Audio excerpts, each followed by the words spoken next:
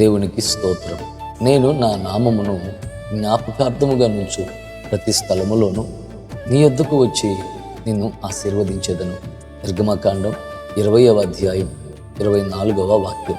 ఆయన నామమును నిజాయితీతో ఆరాధించే ప్రతి స్థలములో తన సన్నిధిని ప్రత్యక్షపరిచి ఆయన తన ప్రజలను ఆశీర్వదిస్తారు.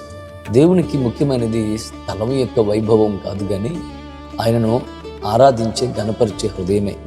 ప్రియమిత్రమా, మనుషులు భౌతిక సంబంధమైన దీవుల్ని వెతుకుతారు, కానీ దేవుడు తన సన్నిధినే ఆశీర్వాదంగా ఇస్తానని వాగ్దానం చేస్తున్నారు. దేవుని నామం ఘనపరచబడే ప్రతి చోట ఆయన సన్నిధి ఉంటుంది. ఆయన సన్నిధి ఉన్న చోట సమాధానం, శాంతి, రక్షణ, ఆశీర్వాదం ఉంటుంది.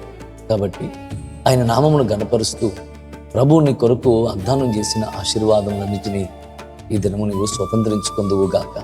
ఆమేన్. God bless you.